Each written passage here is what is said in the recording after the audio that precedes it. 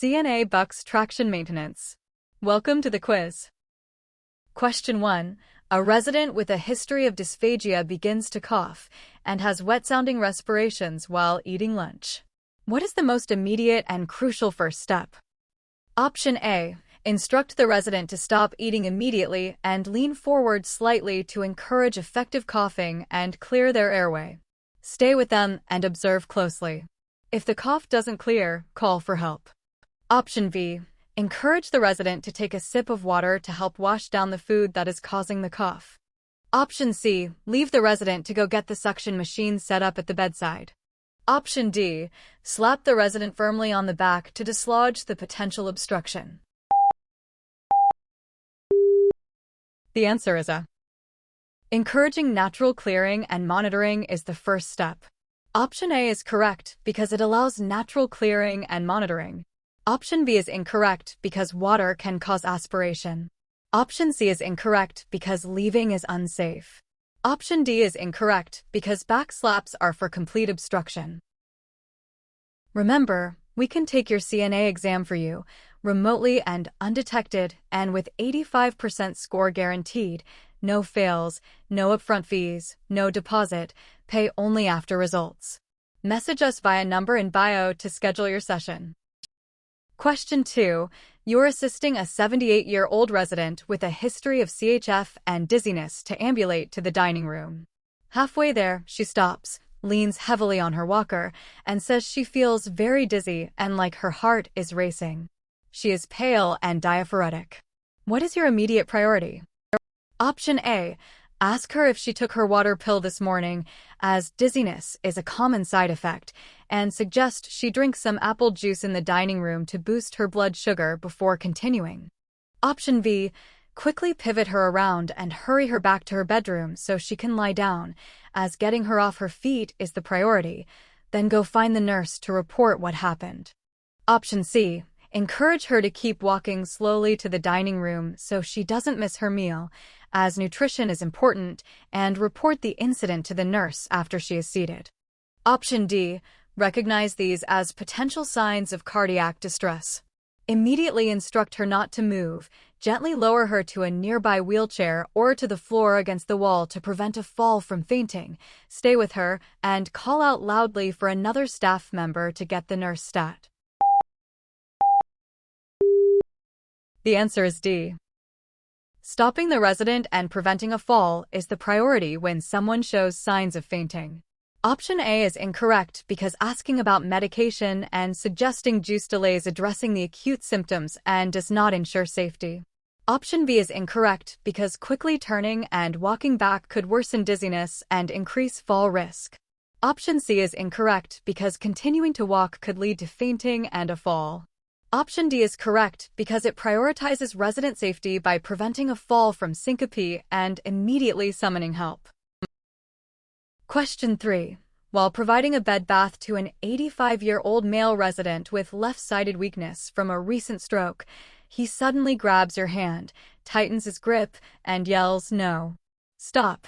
Don't touch me there. It's mine and you can't have it." He appears genuinely fearful. What is the most therapeutic response? Option A. Assume this is increasing confusion and aggression. Leave the room immediately to find the nurse and report that the resident is becoming combative and needs medication before you can complete the bath. Option B. Firmly explain that you are not trying to take his arm, you are only washing it to keep him clean, then proceed quickly to get the task done as personal care is a necessity. Option C. Try to use distraction by talking loudly about the weather, and while he is distracted, gently and quickly wash his left arm. If he resists again, use a soft tone to reassure him it's okay. Option D. Immediately stop, remove your hand, and step back to give him space. Using a calm, soothing tone, say, "Okay, I'll stop.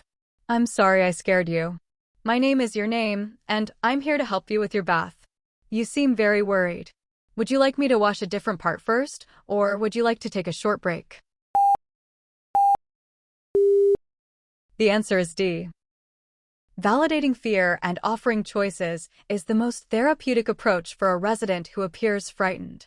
Option A is incorrect because assuming aggression and seeking medication is premature and ignores the possibility of a fear-based reaction. Option B is incorrect because forcing care despite his resistance can increase fear and lead to aggression. Option C is incorrect because distraction disrespects his feelings and may be perceived as manipulative. Option D is correct because it de-escalates the situation by validating the resident's fear, giving him control, and offering choices. Question 4. A 92-year-old female resident with advanced Alzheimer's disease is sitting in the common area, rocking back and forth in her chair and moaning softly with a grimacing expression. She ate about 50% of her meals today. Her care plan notes a history of constipation and osteoarthritis. What is the most comprehensive initial assessment for you to perform? Option A. Approach her calmly, crouch to her eye level, and speak gently. First, check her brief for incontinence. Next, gently palpate her lower abdomen for distension, indicating a full bladder. Then, ask a simple question like, "Are you hurting somewhere?" while observing her reaction. Note your findings to report in detail to the nurse. Option B. The rocking and moaning are likely self-stimulating behaviors common in late-stage dementia. Sit quietly beside her and gently rock with her to create a connection, then document the behavior in the chart. Option C. Since she is moaning, she is likely in pain from her arthritis. Go to the medication room and administer the PRN acetaminophen ordered for her to provide immediate relief. Option D. Immediately take her to the bathroom, as rocking and moaning are classic signs of needing to void in nonverbal dementia patients. Place her on the toilet and use the call light to request assistance to stay with her. The answer is A. A systematic assessment helps identify the cause of distress before intervening. Option A is correct because it provides a systematic assessment to identify possible causes, pain, bladder distension, incontinence, before intervening. Option B is incorrect because dismissing the behavior as self-stimulatory may miss underlying issues like pain or discomfort. Option C is incorrect because medicating without assessment could mask symptoms or be unnecessary. Option D is incorrect because assuming a need to toilet may be incorrect and could cause distress if she doesn't need to go. Question 5. A 67-year-old male resident, postoperative day 1 from total right knee replacement, is on fall precautions and anticoagulants. You enter his room to find him attempting to get out of bed alone to go to the bathroom, stating he didn't want to bother anyone. What is your priority action and subsequent plan? Option A. Tell him to wait right there while you run to get a second person to help you, leaving him sitting on the edge of the bed alone while you find another CNA. Option B.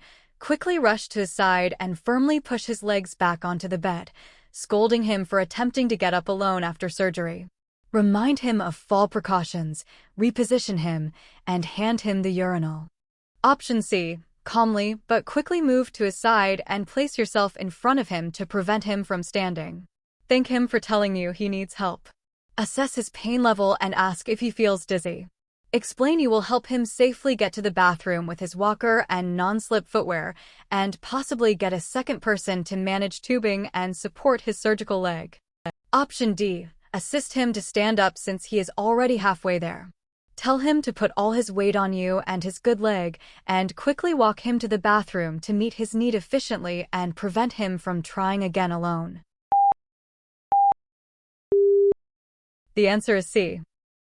Ensuring safety while addressing the resident's need is the priority. Option A is incorrect because leaving him alone on the edge of the bed is unsafe. He could fall while you are gone. Option B is incorrect because scolding and forcing him to use a urinal may not address his urgency and could cause distress. Option C is correct because it ensures safety by preventing an unassisted fall, assesses his condition, and plans a safe transfer. Option D is incorrect because assisting him to stand without proper support and assessment risks a fall or injury to his surgical leg. Question 6. A 55-year-old female resident with multiple sclerosis is experiencing a flare-up, leaving her with significant weakness and spasticity. You are assisting her with a transfer from wheelchair to bed using a gait belt. She tells you, "I'm just so tired today." I don't think I can do this. Let's just forget it. What is the best way to proceed? Option A. Offer to put her to bed in 1 hour, hoping she will have more energy. In the meantime, reposition her in her wheelchair and leave her in the common area to watch television. Option B. Gently encourage her, saying, I know you're tired, but you'll be so much more comfortable in bed, and it's important for your skin to have a change of position. I'm here to help you, and we can do this very slowly together. Let's just try to stand for a moment and see how you feel. If it's too much, we can stop. Option C. Respect her wishes completely. She has the right to refuse care. Document her refusal to transfer and make a note that she remained in her wheelchair. Option D. Tell her that it's not safe for her to stay in the wheelchair all day and that she has to get into bed. You will need to be firm and use a 2-person transfer with a mechanical lift if necessary for her own good. The answer is B. Balancing encouragement with respect for autonomy is key. Option A is incorrect because delaying may not resolve her fatigue, and she might remain in the chair longer than safe. Option B is correct because it respects the resident's autonomy while gently encouraging necessary care. Option C is incorrect because simply accepting refusal may miss an opportunity to provide care that benefits her skin and comfort. Option D is incorrect because forcing care disregards her autonomy and can cause distress. Great job! Don't forget to subscribe. Bye!